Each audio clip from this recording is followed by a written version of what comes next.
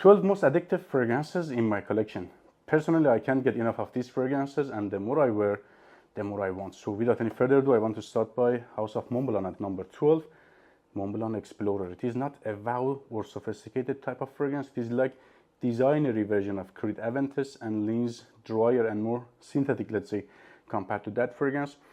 Smells citrusy, woody, and as I said, synthetic because of ton of ambroxan at the base of this fragrance, and has some sort of peppery, spicy aggressiveness to it.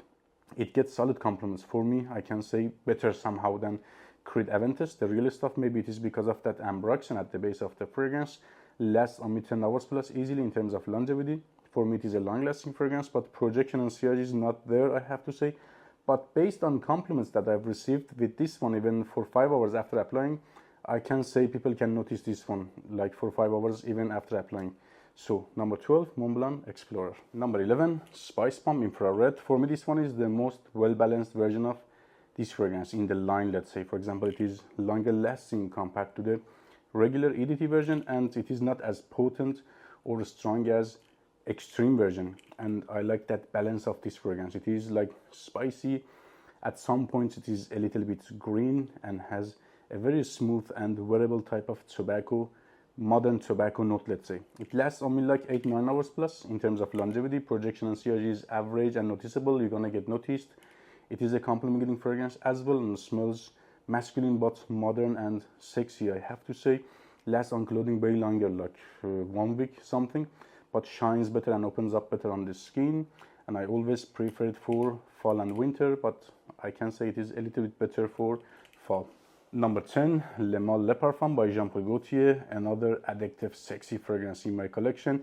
I wouldn't say it is one of the most creative fragrances in my collection. You can get some hints and similarities with other fragrances here. For example, it has some sort of powderiness at the top, which reminds me of Dior Homme, and I can get some sort of DNA from the regular Le Male, which is the flanker of that fragrance, and also some sort of Versace Erosish vibe or Prada Luna Rosa blackish vibe. That powderiness, that sweet base, that thick tongue at the base reminds me of few fragrances, but it is not a copy paste of any particular fragrance and has its own character, and it smells very memorable. So in the brief, I would say to this one, a solid herbal and sweet fragrance with touch of powderiness and very thick base because of tonka. Lasts only 10-12 hours plus, and projection and sillage is good for first 2-3 hours. Number 9, Terre de Hermes Parfum. I like also EDT, but my most favorite one is Parfum version from the line. There is few flankers in this line, but this one is another story for me.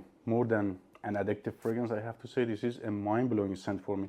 Not one of the most compliment-getting fragrances in my collection, but I really like it and I wear it for my personal enjoyment. Especially shines crazy at the springs, smells like happy spring in a bottle for me. It is all about orange zest, and like the most of Hermes fragrances, it is a very high quality fragrance with a natural scent profile, I have to say.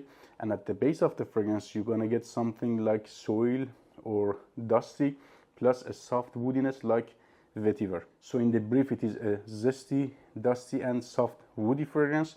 I can get 5 to 6 hours longevity with this one in a soft way, I have to say. With first hour and a half average and soft type of projection and sillage, one of those great masculine fragrances for office and indoor situations. Number 8, Dior Sauvage Parfum, my most favorite one from the line. When it comes to the compliments, EDT and EDP can easily beat this fragrance, but when it comes to my personal enjoyment, Dior Sauvage Parfum is, for me, it is more resiny and orientalized version of EDT, I have to say. It is also more well balanced and rounded compared to the regular EDT, as we have not that much pepper and ambroxan here, but still I can get that green lavendery backbone of the fragrance. Lasts only 10-12 hours plus, and projection and sillage is like good for first 2-3 hours. Gets compliments, but 5 out of 10 if EDT is 10. Number 7, By the Fireplace by Maison Margiela. A very unique concept and scent profile here. Smells smoky, very little sweet, and has some sort of edible feel to it, way at the background, but it is mostly in that smoky, woody, warm and cozy side. Smokiness here is very unique. It is not like burnt wood, for example, like Amouage Interlude Man, realistic bonfirey. It is like overheated wood, I have to say to this one. Lasts only 10 hours plus in terms of longevity. Projection and sillage, let's say projection is average, but sillage is way bigger compared to the projection. Leaves a very long scent trail behind, I have to say. Number 6, Naxos from House of Zerjaf, one of those ultra addicting masculine fragrances. Such a beautiful tobacco based fragrance. If you have smelled Pure Heaven, it is like more well balanced version of that fragrance, I have to say. That honey note is more natural here. It has not that plasticish feel of Pure Heaven, but yeah, it is inspired by that fragrance. So it is like, at the first sniff, it is more about honey, then sandalwood, lavender, then tobacco. It is not that much prominent in terms of that tobacco note. I can see some of the newer batches are lighter in terms of coloring compared to my bottle. I can get 10-12 hours plus longevity with this one, and 3 hours crazy projection and sillage. And for me, with this batch, 2-3 sprays more than enough. Now we are at top 5. Like always, we are going fast. Nishane's hacivat at number 5. If you like strong, potent, fresh fragrances that has a very real heavy weight to it, this fragrance is a must-have for you guys. So it is very strong, fresh, citrusy, acidic type of fragrance at the opening, and has very little sweetness at the background of the fragrance. It is more sour rather than sweet, I have to say, to this fragrance, and gets extremely earthy, somehow smoky and woody at the dry down. Still, you can get at the dry down that sourness, that freshness, but like 90% leans to that smoky and earthy territory. At the dry down, I can get like 12 hours plus longevity with this one. Gets crazy compliments, and projection and sillage is very loud for first 3 hours. Number 4, by Kilian's Intoxicated. Definitely one of those intoxicating, addicting fragrances. Another niche house or niche fragrance that is inspired by House of Thierry Mugler, Amen. But compared to that fragrance, I can say this one is way smoother, way more high quality, but not as long lasting and potent or loud in terms of projection and sillage. But we have here a better opening. I have to say that tar note or that dark, extremely soilish type of opening is way reduced here, and we have here added, or let's say boosted coffee, which is way more appealing compared to the Amen. That toned down projection and sillage here makes this fragrance better compared to the Amen for close encounters, office and date type of situations. It is one of those dressed up and ultra sexy fragrances for men. Lasts only like 7 to 8 hours plus in terms of longevity, with first hour and a half, maximum 2 hours of average projection and sillage. Number 3, Givenchy Gentleman EDP. I really enjoy this fragrance. One of those classy, sexy, dressed up, modern yet masculine fragrances. So it is boozy, powdery, and a bit dark, spicy. I can say like 10%. I can get some sort of DNA like Bentley for Men Intense, not as potent, not as off-putting if you don't like that DNA, and 80-85% Valentino more intense, like that fragrance, dressed up, powdery, luxury.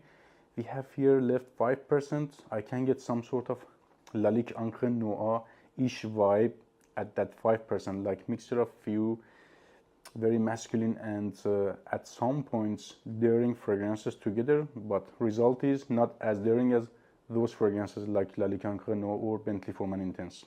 I can get 7 hours plus longevity with this one, with 2 hours of average projection and sillage. One of those crazy, sexy, dressed up fragrances for night times, especially for indoor situations.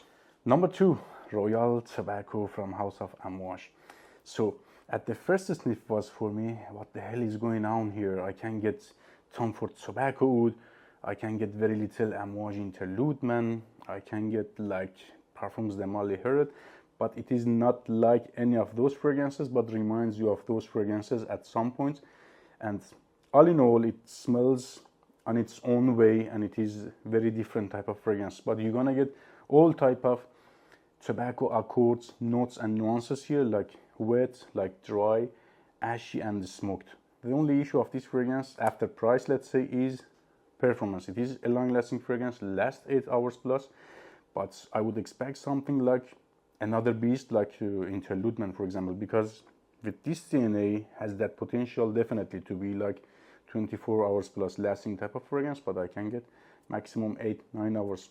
out of this one on my skin, and projection and sillage is good for first 2-3 hours. For me, the most addictive fragrance in my collection is none other than Terre by Parfums de Mali. I like several fragrances from this house. I also really enjoy Leighton, I really enjoy Colognes, Ocean, but when it comes to that addicting factor, this one is one of those brutal addictive fragrances.